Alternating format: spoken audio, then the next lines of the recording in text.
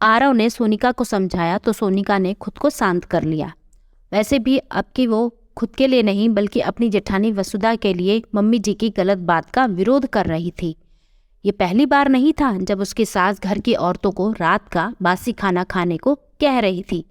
चूँकि सोनिका प्रेग्नेंट थी इसीलिए उसे ताज़ा और पौष्टिक खाने की हिदायत देते हुए खुद अपने और जेठानी वसुधा की थाली में बचा हुआ खाना परोस रही थी।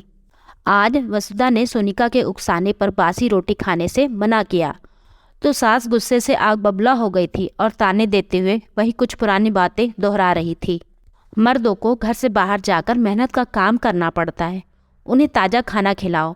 हम औरतें तो घर में रहती हैं, घर के कामों में भला उतनी थकावट कहाँ होती है। तो दो एक बासी रोटी खा लोगी तो क्या फ़र्क पड़ जाएगा। पढ़ी लिखी सोनिका जब साल भर पहले इस घर में ब्याह कर आई थी तो उसे सबसे ज़्यादा ताज्जुब इसी बात से हुआ था कि अक्सर घर की महिलाएं पुरुषों के बाद खाना खाती थी और कभी कभी तो पुरुषों को गर्म फुल्के खिलाने में वो और उसकी जेठानी किसी एक को तो बाद में खाना पड़ता था। सोनिका को बड़ा अजीब लगता है, इस जमाने में ऐसी सोच कौन रखता है। ऊपर से जेठानी भी तो पढ़ी लिखी आधुनिक ख्यालों की महिला थी, वो कैसे चुपचाप सास की सब गलत बात भी मान लेती थी।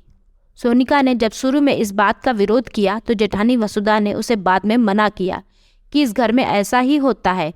तो मैं अक्सर रात की बची रोटियां सुबह उठकर जैसे ही कूड़ा वाला आने वाला होता है मैं तुरंत रोटियां और बाकी बचा हुआ खाना लपेटकर कूड़ेदान में डाल देती हूँ, किसी को पता ही नहीं चलता। और अगर कभी माँ जान रही होती है कि रात में खाने में क्या क्या बचा है तब उसे ना फेंक पाते हैं ना किसी को दे पाते हैं, बस उसे हमें ही खाना होता है। पर इस तरह कूड़े में फेंकना तो खाने की बर्बादी है और दिन चढ़े रात का खाना खाना हेल्थ की भी बर्बादी है। आप मम्मी जी से कुछ कहती क्यों नहीं? सोनिका ने कहा तो वसुधा के पास उसका कोई जवाब नहीं था। बस इतना ही कहा कि कुछ बातों का जवाब ना देकर चुप रहकर नज़रअंदाज करना ज़्यादा अच्छा रहता है। बाद में वसुधा और सोनिका ने इसका ये हल निकाला कि वो बहुत ही नाप तोल कर खाना बनाने लगी थी ताकि सुबह उन्हें ना शाम का खाना खाना पड़े। पर कल जब लखनऊ वाले फूफा जी आए तो सासू माँ के फरमान के मुताबिक छोले पूरी और बहुत सारे पकवान बने। वो तो संजोग था कि फूफा जी बाहर से नॉनवेज पैक करा कर आए थे और फिर बहुत सारा खाना बच गया था। अगले दिन रविवार होने की वजह से घर के तीनों पुरुष और जेठानी के बच्चे भी घर में ही थे और सासू जी ने कहा कि घर के लोगों के लिए खाने में गरम गरम दाल चावल सब्जी रायता सब बना लो और हम दोनों आज से कल तक का बचा हुआ फ्रिज का खाना खत्म करेंगे। इतना सुनते ही सोनिका को रहा नहीं गया क्योंकि अभी 10 दिन पहले ही उसकी रिपोर्ट आई थी, वो माँ बनने वाली थी। मतलब जब तक सोनिका अकेली थी तब तक उसे बासी खाना खाना पड़ता था। अब चूँकि उसके अंदर एक जीव पल रहा था, माँ जी के शब्दों में उनका पोता पल रहा था, तो सासू माँ ने सोनिका को ताज़ा खाना खाने की हिदायत देनी शुरू कर दी थी। अलबत्ता वो खुद भी रात का बचा खाना ही खाती थी। इसलिए आज जब नहीं रहा गया तो सोनिका ने इसका विरोध करते हुए कहा कि मम्मी जी, स्त्री हो या पुरुष, बासी खाना सबके लिए नुकसानदेह होता है। अब तक मुझे भी वही खाना खाना पड़ता था, अब मैं माँ बनने वाली हूँ तो अब मुझे पौष्टिक और ताज़ा खाना खाने की सलाह और इजाज़त दे रही हैं। क्या मेरी खुद की कोई वैल्यू नहीं है?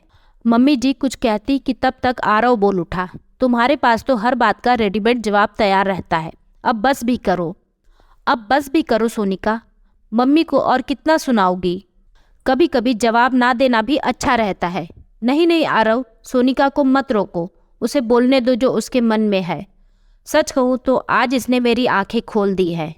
सही तो पूछ रही है, जब यह गर्भवती नहीं थी तब तो मैंने इसे बासी बचा खुचा खाने की सलाह दी। अब जब एक नन्ही सी जान पल रही है इसके अंदर तो मैं अच्छा खाना खाने को कह रही हूँ।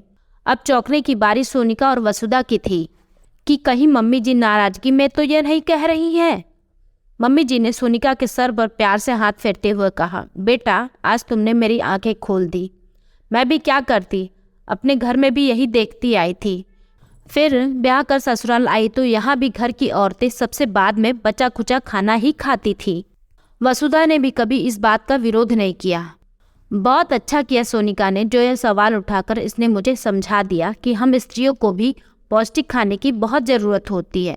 बोलते बोलते मम्मी जी का गला थोड़ा रूंध गया तो आरव ने उनका कंधा पकड़ते हुए कहा, माँ तुम शायद भूल गई हो, तुम सास हो, इन बहुओं के सामने दबंग बनकर रहो वरना ये तुम्हारे सर पर चढ़ जाएंगी। आरव ने जिस नाटकीय अंदाज में ये बात कही उससे सबको हंसी आ गई। अगले दिन से जो भी खाना बचता उसे मम्मी जी खुद दूध वाले को दे देती ताकि वह अपनी गाय को खिला दे। इस तरह थोड़ी समझदारी और थोड़े सामंजस्य से घर सुचारू रूप से चल पड़ा। उम्मीद करती हूँ आपको ये कहानी पसंद आई होगी। आपकी प्लीज़ जो भी राय हो वो कमेंट में लिखकर बताएं और फिर मिलते हैं एक नई कहानी के साथ।